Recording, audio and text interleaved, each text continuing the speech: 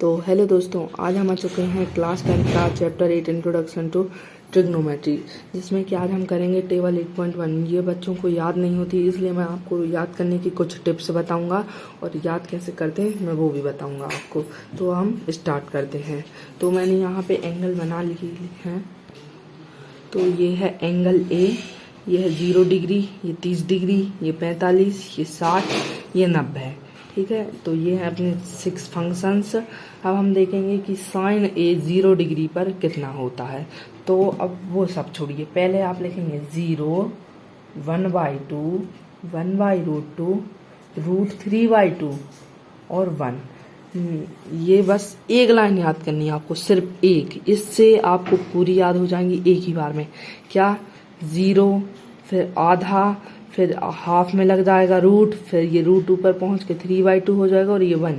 तो 0, 1/2, 1/√2, √3/2, 1। एक बार आप भी बोल के देख लें, जिससे आपको याद हो जाएगी ये लाइन। 0, 1/2, 1/√2, √3/2, 1।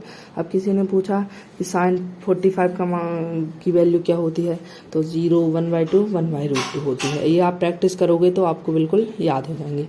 अब हम कॉस की वैल्यू लिखेंगे। तो cos 0 पे क्या होती है, अब हम इसका सीधा उल्टा कर देंगे। ये पीछे वाले आगे आ जाएंगे यहाँ पे ऐसा। तो ये देखिए, 1 √3/2, 1/√2, 1/2 और ये पहुंच जाएगा पीछे। ये आपको समझ में आ गया होगा। ये एक बार हम बोल के देखते हैं, 1 √3/2, 1/√2, 1/2, 0। मतलब ये यहाँ का यहाँ आ जाएगा, इस साइड का इस साइड आ जाएगा, ये यहीं पे रहेगा, ये यहीं पे, ये यहीं पे हो जाएगा। तो अब साइन 45 और कॉस 45 सेम होते हैं, ये अपने को याद हो गया। साइन 45 से 1/√2 और कॉस 45 भी 1/√2 होता है। अब हम देखते हैं tan की वैल्यू। हाँ, हाफ मतलब हाँ कर दे चालू। ये देखिए, ये 2 से 2 कट जाएगा, तो यहाँ पे क्या हो जाएगा, 1/√3।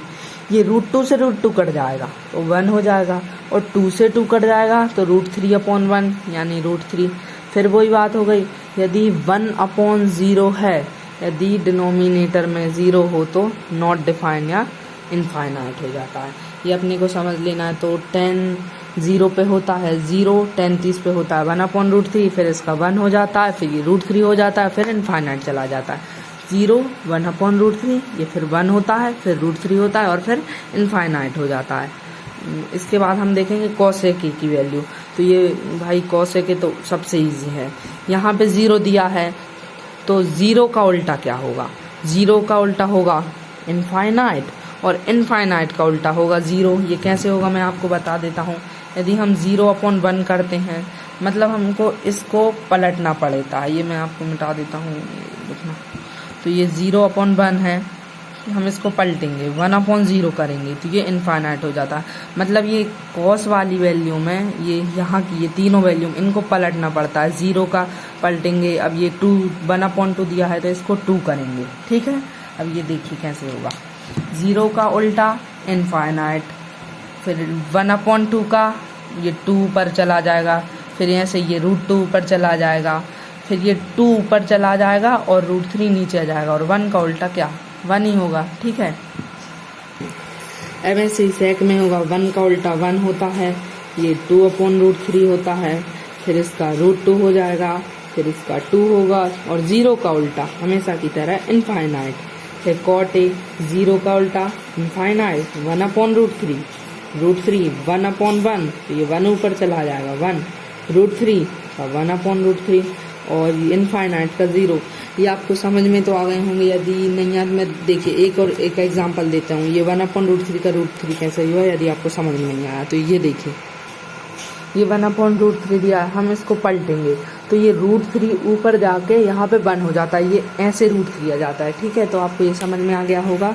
और यदि नहीं समझ में आता है, आप इस वीडियो को एक बार और देख लेना, आपके पूरे डाउट क्लियर हो जाएंगे। अब मैं इसको सीधा याद करने की टिप्स बताता हूँ।